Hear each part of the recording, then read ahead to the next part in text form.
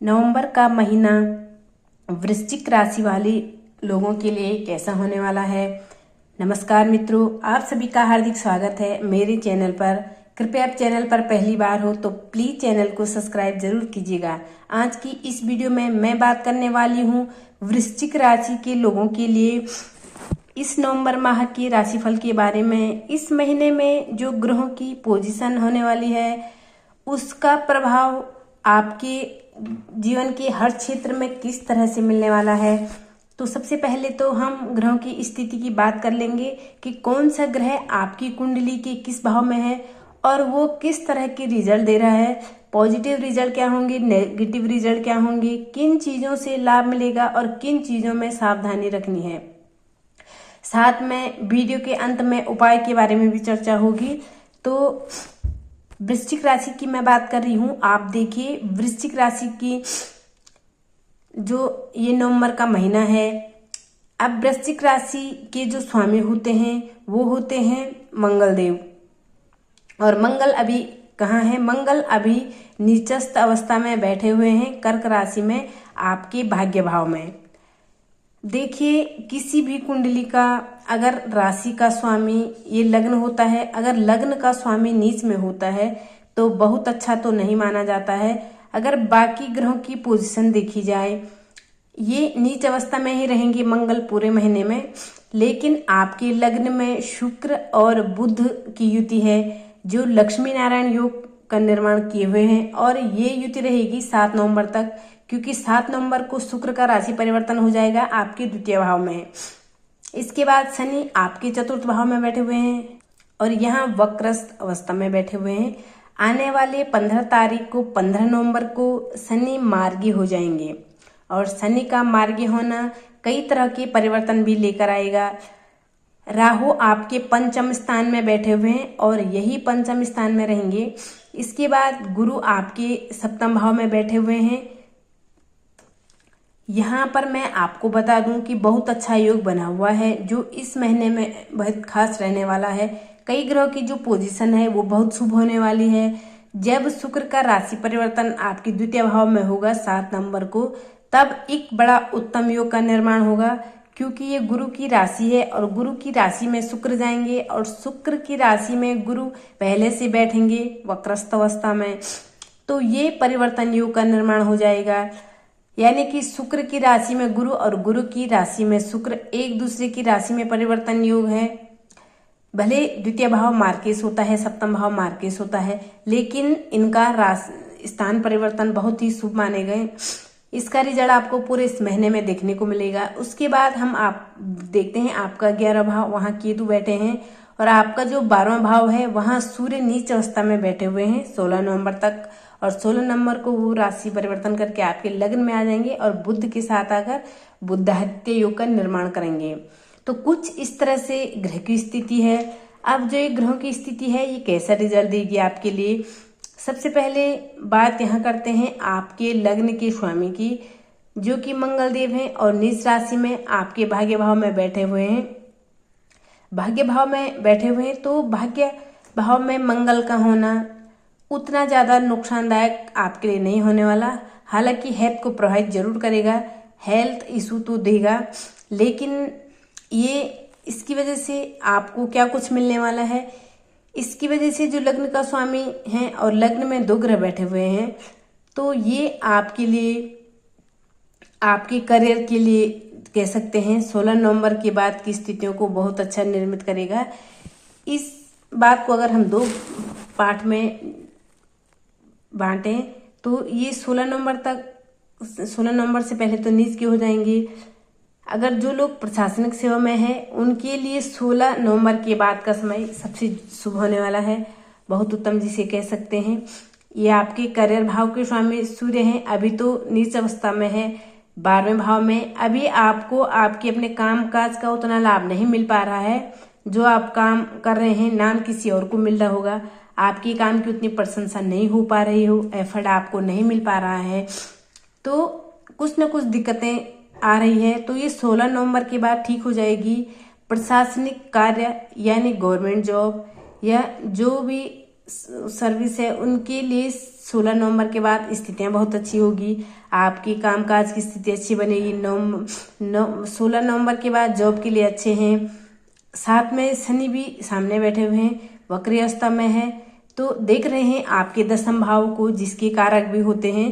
तो ये आपके लिए काफ़ी, आपके करियर के लिए काफ़ी अच्छे रिजल्ट प्राप्त कराने में आपकी मदद करेंगे, आपके सपोर्ट करेंगे, कर्म के प्रति आपको समर्पित करेंगे। साथ में भूमि, भवन, वाहन, इन सभी चीज़ों को खरीदारी करने का जो एक योग बना हुआ है वो भी आपके लिए बहुत अच्छा है। आप देखेंगे कि इस महीने में आप वाहन खरीदारी करने के बारे में सोच रहे हैं तो आप वाहन खरीद सकते हैं। 15 नवंबर के बाद शनि मार्गी हो जाएंगी, उसके बाद अच्छा योग बनेगा। अगर आप घर खरीदना चाह रहे थे या लेन देन कर रहे थे, आपकी बात नहीं बन पा रही थी, वो भी 15 नवंबर के बाद बन जाएगी, क्योंकि वहां शनि आपके लिए इन सभी चीजों को निर्मित करेंगे। अब इसके अलावा शुक्र जो है पहले तो आपके लग्न में रहेंगे, उसके बाद आपके द्वितीय भाव में आ जाएंगे। यानी कि सप्तम का स्वामी जब द्वितीय भाव में जाएगा तो ये आपके जीवन साथी के द्वारा आपको लाभ करा सकता है। आपके पार्टनर के द्वारा धन में वृद्धि का योग बनेगा, या आपका बिजनेस है तो आपका जो आपका पर्सनली बिजनेस है वहाँ आपका पार्टनर भी जाने की कोशिश कर सकता है। वो भी उस काम से चाहेगा कि मैं इससे जुड़ जाऊं, या आपका पार्टनर जो काम करता है उसमें आप भी जुड़ने की कोशिश कर सकते हैं। ये समय आपके बिजनेस पार्टनर के द्वारा भी आपको अच्छे रिजल्ट दिला रहा है। आपका जो शादीशुदा जीवन है, आपका लाइफ पार्टनर है, उसके द्वारा भी अच्छे रिजल्ट दिलाएगा, धन की प्राप्ति कराएगा। धन के मामले में स्थिति अच्छी है। जब तक शुक्र आपके लग्न में रहेंगे तो ये स्थिति आपके लिए अच्छी रहेगी। मंगल जहां आपको हेल्थ इशू दे रहे हैं, वहीं शुक्र आपके लिए अच्छे सुखों को भी निर्मित करेंगे। 7 तारीख तक बुधादित्य योग बनेगा, लक्ष्मी नारायण योग बनेगा, तब ये समसप्तक योग भी बनेगा 7 नवंबर तक। तब क्या होगा, स्थितियां प्रेमी जीवन में भी अच्छी रहेगी, वैवाहिक जीवन में भी अच्छी रहेगी, और वैवाहिक जीवन भी आपका अच्छा रहेगा। और साथ में आप अपने ऊपर ध्यान भी दे पाएंगे, अपने सजने संवरने पर भी आप ध्यान दे पाएंगे, उस पर भी आप खर्चा कर सकते हैं। तो ये स्थितियां बनेगी। दूसरी चीज ये है कि ये आपके 12वें घर के स्वामी भी है शुक्र, तो कहीं ना कहीं खर्चा भी कराएंगे। ऐशो आराम की चीजों पर आप खर्चा कर सकते हैं। आप अपने लिए कुछ बेकार की चीजें भी खरीद सकते हैं। मन में जो खर्चा है वो ऐसा बस जाएगा कि इस चीज को खरीदना है, उस चीज को खरीदना है, क्योंकि खर्च कराएगा ही कराएगा शुक्र। धन भाव में जाएगा तब भी आपके खर्चे के लिए रहेगा, खर्चे का योग रहेगा। थोड़ा सा खर्चों को कंट्रोल करना होगा। जब पैसा आपके पास आएगा और आप धन को संचित नहीं कर पाएंगे तो खर्चे को थोड़ा सा कंट्रोल करके चलिएगा। लेकिन आपके विदेश के लिए इस समय अच्छा है, विदेश जाना चाहते हैं तो उसके लिए भी स्थितियां बहुत अच्छी बनी हुई है। पूरा महीना उसके लिए अच्छे कह सकते हैं। 7 नवंबर तक तो ये आपके लग्न में है शुक्रदेव, और बुधादित्य लक्ष्मी नारायण योग भी है, बुधादित्य योग भी है। तो ये शुक्र आपके विदेश की स्वामी भी है। तो जो भी आपका वीजा में प्रॉब्लम चल रही थी तो वो चीजें 7 नवंबर के बाद बहुत अच्छी सी सॉल्व होनी शुरू हो जाएगी। या फिर आप इम्पोर्ट एक्सपोर्ट का काम करते हैं, विदेश से इम्पोर्ट एक्सपोर्ट का काम करते हैं तो वो आपका अच्छा रहेगा। विदेश से जुड़े हुए कोई भी आप कार्य करते हैं तो वहाँ अच्छे रिजल्ट मिलेंगे, आपकी इनकम भी बढ़ेगी और अच्छे चांसेस आपको देखने को मिल सकते हैं 7 नवंबर के बाद में। ये स्थितियां रहने वाली है। लेकिन शनि की बात कर लेते हैं। शनि जो है वो वक्री बैठे हुए हैं चौथे घर में। तो चौथे घर में शनि होते हैं तो कहीं ना कहीं किन चीज़ों को नेगेटिव भी कर देते हैं, जैसे माता के साथ संबंध खराब हो गए, या माँ का सेहत खराब हो गया, या छोटी छोटी बातों पर माँ के साथ बहसबाजी हो सकती है। तो कुछ ना कुछ दिक्कतें जरूर रहेगी। चौथे भाव में जब भी शनि आते हैं तो कुछ ना कुछ ऐसी चीजें जरूर करते हैं जो फैमिली में एक बहुत अच्छा सामंजस्य नहीं कह सकते हैं, जिसे नोकझोंक की स्थिति कहते हैं। जहाँ एक तरफ शनि आपको भूमि वाहन खरीदने की ओर प्रेरित करेगा, प्रॉपर्टी खरीदने की तरफ, मकान बनाने की तरफ, वहीं आपकी फैमिली को और आपके माँ के संबंधों में संबंध खराब कर देगा। तो शनि वक्री है तो हार्ड वर्क भी बनेगा, हार्ड वर्क आपका रहेगा 10वें भाव में देखेंगे। तो जिसका जो आप मेहनत तो कर रही थी लेकिन आपको रिजल्ट नहीं मिल पा रहा था, स्थितियों में थोड़ा सा परिवर्तन जरूर होगा, लेकिन फिर भी ध्यान रखना है कि माता के साथ ज़्यादा बहस ना हो।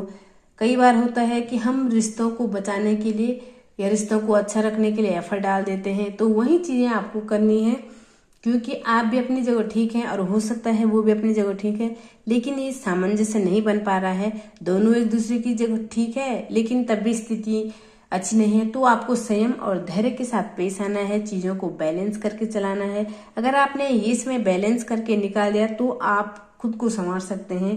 कि तो आपके 11 घर में बैठे हैं, फ्रेंड सर्कल का भी ये भाव होता है और लाभ का भी भाव होता है। एक तो पैसे के पीछे नहीं भागना है, बहुत कमाना है, बहुत सारी कामों के पीछे पड़ गई, बहुत सारे प्रोजेक्ट आपने हाथ में ले लिए, तो ये नहीं करना है। काम की क्वालिटी देखनी है आपने, किस काम की क्या क्वालिटी है, किस काम से कितना प्रॉफिट हो सकता है।